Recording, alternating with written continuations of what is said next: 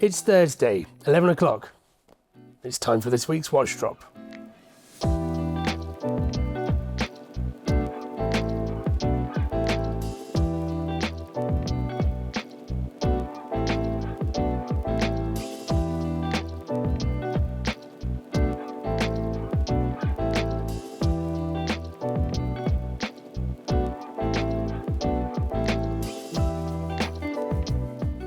The theme for this week is just centered around 4 great watches. One of them is brand spanking new from 2025, and the other harks back nearly 100 years, back to the 1930s. We've got 2 watches in particular that I've never come across before, and I just want to share them with you and talk to you about why I really love them, what makes them so special, and why I feel really privileged to have them in this week's drop.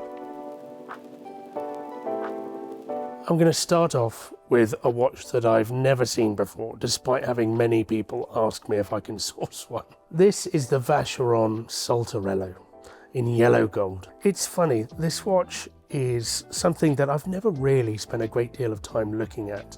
I know in the 90s Vacheron made, frankly, incredible watches, and a lot of them based around the same JLC 920 ultra-thin caliber.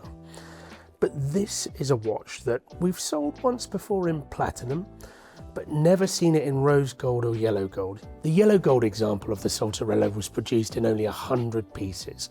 Other metal types were produced in 200 pieces. So of all of them, this is the really rare one. What I love about this watch is the case shape, the angular stepped lugs, and the rose lathe guilloche dial. It feels so Art Deco.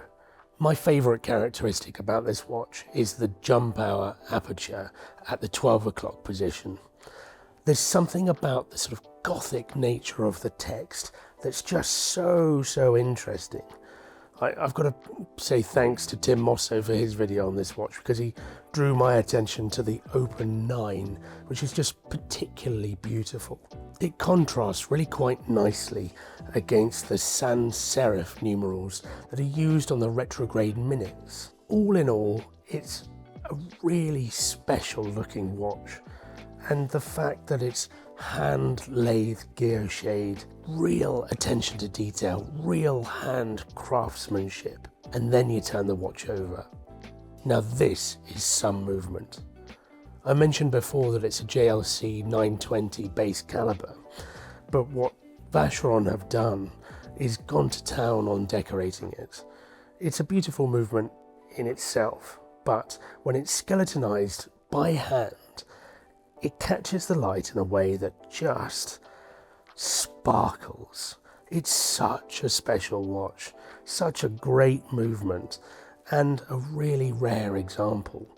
We're really happy to bring it in, and it's interesting. We've been asked for actually a couple of years now to find examples like this for our black tier members, and this example came across our desk, and I have to say, in full transparency, we've already placed it with a buyer. But it's the part of my job that I really love, connecting collectors, both on the sell side and the buy side, and passing on something that's this special to someone who I know is going to appreciate it and love it for years to come. It's a brilliant watch. I'll be sad to see it go. Another truly rare watch that we have in this week is a Laurent Ferrier Microrotor Classic. This isn't just any old classic from Laurent Ferrier. This has Breguet numerals and Breguet Hands. And I've done a little bit of digging around on this, and I can find fewer than 10 pieces that were created in this colorway with these indices and hands. The dial itself is a sort of gunmetal grey. It's got a slight vertical brushing on it, but you don't really see it all that much. What stands out are these highly polished white gold numerals around the periphery of the dial. I love this thing. You know, we get a few Laurent Ferrier in, and there are all kinds of different permutations that you can have on the classic. But when it's got Breguet Hands, it sings It speaks to me, certainly. I think they've really done an amazing job with this watch and continue to with all of their watches, in fairness. But it's a really special caliber. It's a really special case, highly polished in stainless steel with an onion crown and a wind that's just absolutely spot on. I think it's brilliant. I really, really adore this watch. It's such a versatile dial combination, and it looks, I guess, from across the room as a fairly ordinary watch. But when you get up close, when you look at it in the right light, you can see all of that attention to detail. It's one of those watches that you could look at through a loupe for hours and just study the fine finishing in every facet, on every part of the dial and the movement. I love that Laurent Ferrier produced these.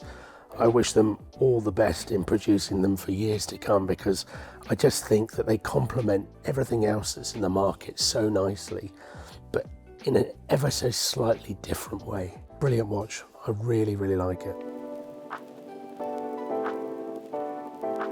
I'm going to move on now to a brand new release from JLC. This is the updated Reverso that was released, I think, last year in a smaller case size. It's interesting because we've had the originals from the 1930s in stock, and this is a very similar case size and case format.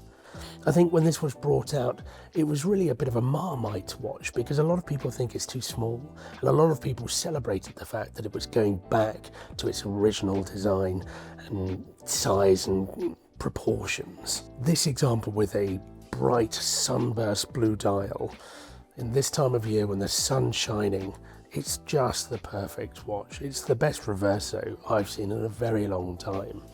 If you were to put it on wrist, I don't know whether you need anything else. I know it's on a leather strap by Casa Fagliane, but I'd wear this as a sports watch. It was originally intended that way, of course. I know it's on the dressy side, but it works so well. Why not? It's a steel case. You can turn it over to protect that dial. I really would. I'd be really tempted to have that as a daily sports watch. Very cool thing. Finally, I'm going to move on to one of my all-time favourite watches, and I know, forgive me, I harp on about the Reference 96 probably too much, but this week we've got a Reference 96A, a steel case, and it's a watch that I already have in my collection, and one that I adore. If there's one watch that would last throughout the ages, throughout fashion trends, whether it's a dress watch or a sports watch or any purpose of wearing anything on your wrist, I think the 96A is the one that I would go to. It's a really simple design. It's the original Calatrava in 31mm. The case is robust, it's steel, it's light, it's comfortable, it's got a light dial, so it's versatile. You can pair it with any strap colour, literally anything. I've put mine on a green calf strap. This is on a really lovely tan, and it's just so versatile, so iconic. And when I think about why I wear watches, is to have a piece of horological hand craftsmanship on me, which diffuses, I think, or I guess it provides a counterbalance to the digital life that we find ourselves in these days. I look at this and I think that this is absolutely the one for serving that purpose. It does everything, and it still, 100 years later almost, keeps great time, looks fantastic, and I don't know why anyone would look past it for a one watch collection. It's superb, and it's not too small. It's the right size. So that's this week's drop. Over 90 watches and nearing £1 million in value. And I have to say that this week I found it really hard to pick out a few watches to showcase, because we've got so much that I could probably be here all day, but I think our cameraman would probably throttle me. We have Reference 5196 Patek in white gold. We've got Lange Saxonia Thins We've got a beautiful Breguet Tradition 7027, a limited edition IWC Engineer with a greenish dial, yellowy green dial. I'm spoilt for choice, and I really implore you to go hit the website, check it out, and I'll see you next week.